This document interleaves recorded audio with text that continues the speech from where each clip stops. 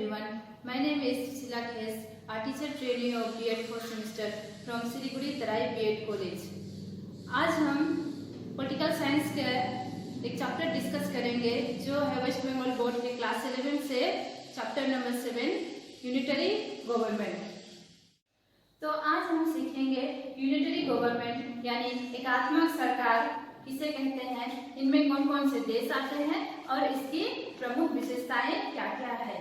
तो सबसे पहले unitary government, system of government in which one central government has most of the power, यानी जब शासन की सारी शक्तियां एक ही सरकार में निहित है तो उस सरकार को एकात्मक सरकार कहा जाता है। इस शासन प्रणाली में शक्तियां जैसे प्रशासनिक शक्तियां, न्यायिक शक्तियां और कानूनी शक्तियां केंद्र सरकार के पास होती है। तो एकात्मक सरकार की परिभाषा विभिन्न विद्वानों ने विभिन्न प्रकार की दी है। उनमें से प्रमुख है डायसी का परिभाषा। According to Dicey, it is the habitual exercise of supreme legislative authority by one central power, यानी एकात्मक राज्य में केंद्रीय सत्ता के हाथ में कानून बनाने की सर्वोच्च सत्ता निवास करती है। यानी एकात्मक सरकार में जो कानून बनाने का जो शक्ति होता है वो केवल केंद्र सरकार में होता है, वो अकॉर्डिंग टू डायसी। तो इसके प्रमुख उदाहरण हैं, एकात्मक सरकार बहुत सारे देशों में पाए जाते हैं, जिनमें से प्रमुख है great Britain, France, Italy, Japan and China. तो आगे देखेंगे एकात्मक सरकार की प्रमुख विशेषताएं क्या क्या है। सबसे पहले विशेषता है कॉन्सेंट्रेशन ऑफ पावर, यानी शक्तियों का केंद्रीकरण। इस प्रकार की शासन प्रणाली में समाज शक्तियां केंद्र सरकार के हाथों में होती है, अर्थात इनमें शक्तियों का बंटवारा नहीं होता है।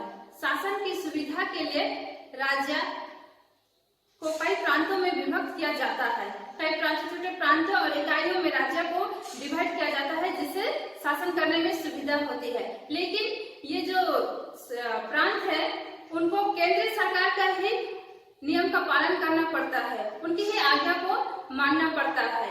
उदाहरण के लिए चीन का संविधान है, उसमें आर्टिकल 31 में कहा गया है कि सरकार शासन की सुविधा के लिए राज्य को छोटे छोटे कई प्रांतों में विभक्त कर सकती है।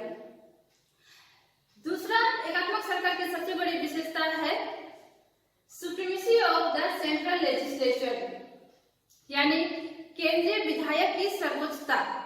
इस प्रकार की शासन प्रणाली में केंद्र ही विधायक होती है, इससे केंद्र को ही संसद में कानून बनाने का हक है और इसको कोई उल्लंघन नहीं कर सकता है। इस प्रकार के देशों में विधायक जो होते हैं वही सर्वशक्तिशाली होते हैं और केंद्र के पास ही सारी शक्तियां होती है।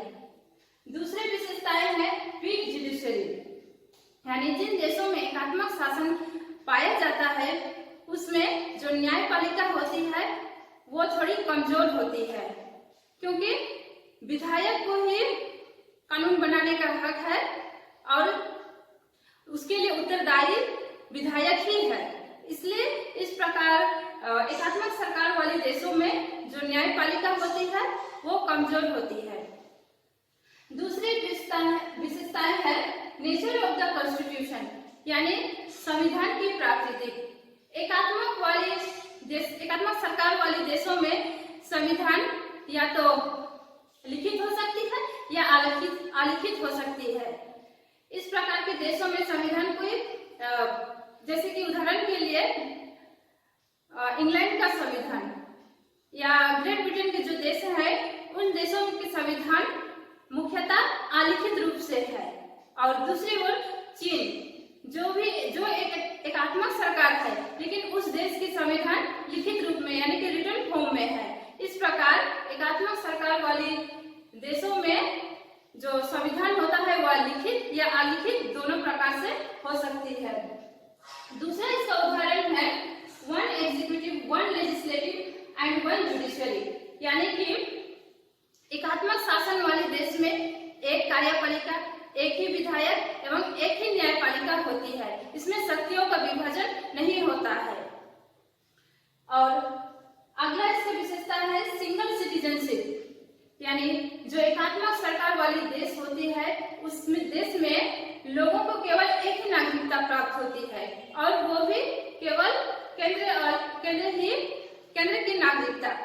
जैसे हमारे देश में क्या है, एक स्टेट गवर्नमेंट और सेंट्रल गवर्नमेंट है, तो हम लोग यहाँ डुअल नागरिक बोल सकते हैं। लेकिन एकात्मक सरकार वाली देश में सिर्फ एक ही नागरिकता प्राप्त होती है लोगों की, वो है सिर्फ केंद्र की नागरिकता।